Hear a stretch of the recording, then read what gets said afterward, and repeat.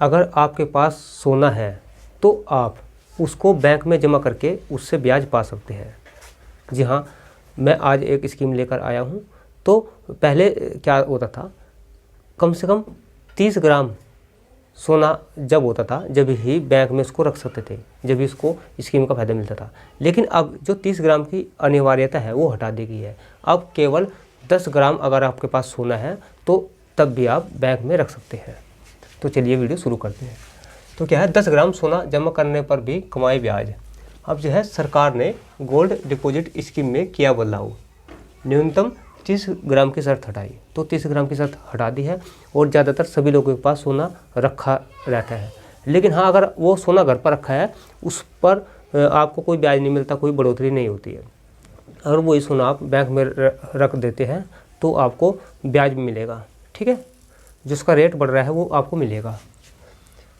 सोना जमा करने पर बैंक से मिले सर्टिफिकेट को आप दूसरे को हस्तांतरित या बेच भी सकते हैं। अगर उसमें जब आप सोना जमा करेंगे तो उसमें जो आपका सोना होगा उस पर एक सर्टिफिकेट दिया जाएगा सोने का, ठीक है। जैसे आपने 10 ग्राम जमा किया तो एक सर्टिफिकेट मिलेगा, उसको आप बेच भी सकते हैं और उससे आप उस सर्टिफिकेट को बैंक में दिखा करके, दूसरे अन्य बैंक में भी दिखा करके उस पर आप लोन भी ले सकते हैं।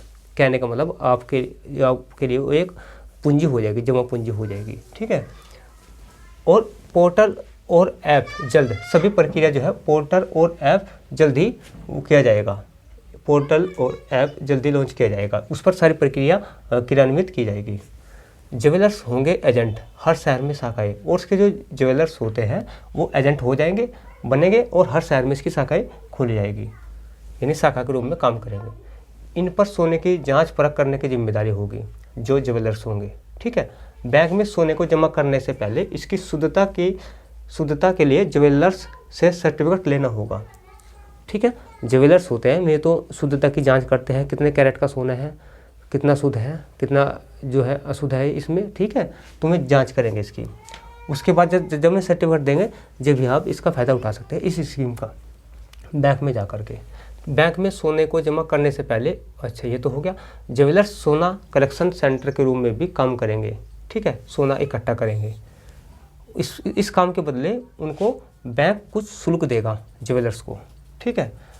इस बारे में इंडियन बैंक एसोसिएशन की तरफ से जल्द ही विस्तृत दिशा निर्देश जारी किए जाएंगे। इसके बारे में पूरी डिटेल जो है, कैसे कैसे कितना कमीशन मिलेगा उनको, ज्वेलर्स को कितना पैसा मिलने वाला है, उसके बारे में जल्द दिशा निर्देश जारी किए जाएंगे, ठीक है। हर शहर में सरकारी बैंकों की कम से कम 1/3 शाखाएँ, ठीक है, 1/3 शाखाएँ, 1/3 GDS शाखा के रूप में कार्य करेगी, 1/3 शाखाएँ, ठीक है। इसको बोलते हैं गोल्ड, GDS का मतलब होता है गोल्ड डिपॉजिट स्कीम, ठीक है। तो इसमें आप निवेश कर सकते हैं, ठीक है, इस सोने को आप बैंक में रखकर पैसा ले सकते हैं। तो मैंने इसके बारे में ये मेन बातें बता दी है, ठीक है। अगर आप इसमें सोना अगर आपके पास है, आप बैंक में रखना चाहते हैं तो आप बैंक में संपर्क करें, ठीक है, और वहाँ से इसकी सारी जानकारी मिल जाएगी, ठीक है। तो ये जानकारी कैसी लगी? अगर जानकारी आपको अच्छी लगी है इस वीडियो को लाइक कर देना और वीडियो को शेयर भी कर देना, ठीक है, ताकि लोगों के पास ये इन्फॉर्मेशन पहुँच सके और मैं भी इसका लाभ उठा सके। बहुत बहुत धन्यवाद।